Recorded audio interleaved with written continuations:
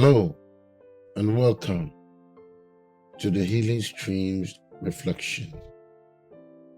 The title for today's post is Looking Out for One Another.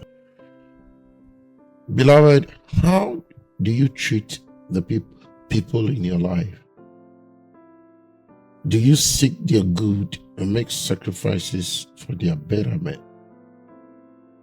Or do you simply tolerate them, use and abuse them when profitable, and then discard them when you are finished?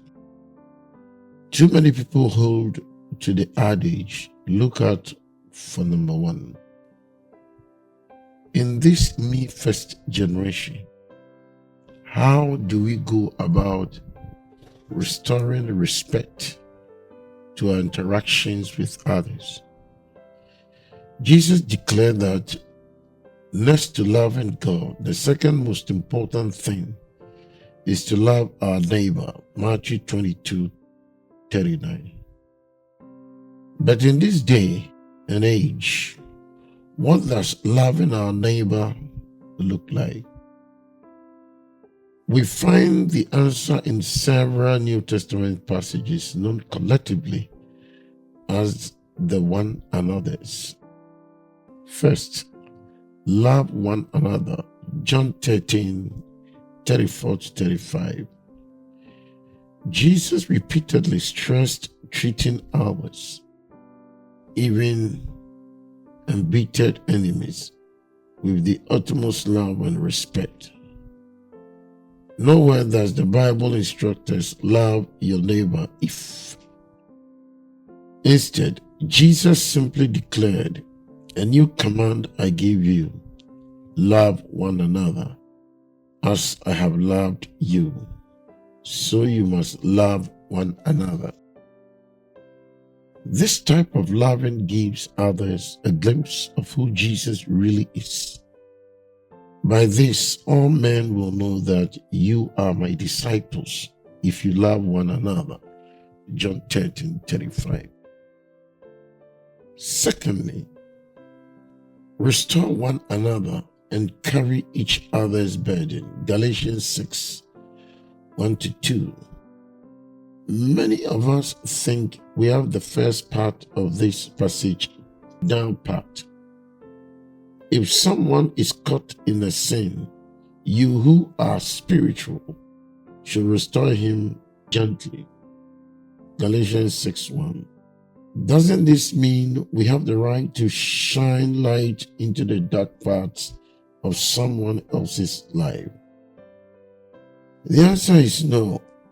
Restoring gently is not permission to broadcast people's mistakes, but instead is a directive to help other brothers and sinners find their way back to God if and when they stray. Our responsibility is to assist with healing and restoration. Thirdly, bear with and forgive one another. Colossians 3:13. The message is clear. Bear with each other and forgive whatever grievances you may have against one another. The phrase bear with implies that no one is perfect. We need to be gracious when people in our lives fail. After all, our own next blunder may be just seconds away. This verse also contains another radical admonition. Forgive as the Lord forgave you. Colossians 3:13. Here the scripture shows that believers have no excuse whatsoever for an unforgiving spirit. Remember that it was at the tremendous cost of Jesus' life that God forgave your every sin. And that is our standard of comparison, not just the reasonable level of forgiveness that the world may offer, but the very grace of God. Number 4, build up one another. First Thessalonians chapter 5, verse 11. Most of us never realize the sheer power of encouragement. That is until we are starving for it ourselves. Like a machine, our bodies and spirits can begin to run low on energy. An encouraging word may be exactly what is needed to recharge our depleted batteries and keep us on track. Therefore, encourage one another and build each other up. 1 Thessalonians 5:11. Number 5, encourage and protect one another from sin. Hebrews 3:12-14. This passage reveals one of the most important benefits of close relationships. But encourage one another so that none of you may be hardened by sin's deceitfulness. Human hearts tend to wander from God. Left to ourselves, we will likely never notice the subtle ways in which sin leads us astray. Trusted Christian friends can help one another avoid the disaster of having the right and the ability to make sure we don't fall into sin's deceitfulness. 6, spur one another on to love and good works. Hebrews 10:24-25. We have all heard that no man is an island. The spiritual side of this expression is that God never intended for man to operate independently.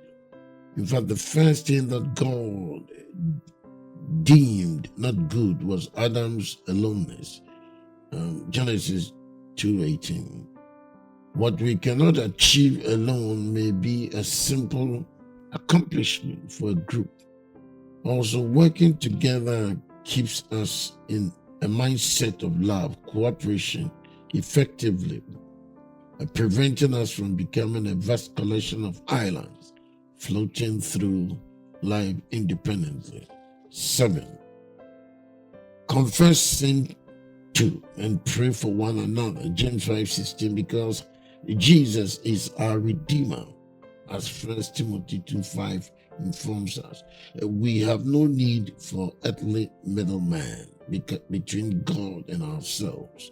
However, an accountability relationship, as James 5:15 tells us, has tremendous value for believers. First, it establishes an intimate bond.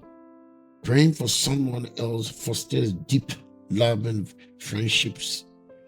Second, confessing sin to the injured party is essential to proper healing and restoration. Third, open prayer promises accountability between trusted believers. Simply put, the sin you do in darkness may not be as attractive if you know someone will ask you about it later. Well, there's no secret formula for living the successful Christian life. Striving towards these 7 scriptural principles can radically change the way you and I go about our personal and business lives. We must stop seeing other people as tools to be used for our gain and then discard it. Instead, you and I need to begin seeing them for what they are.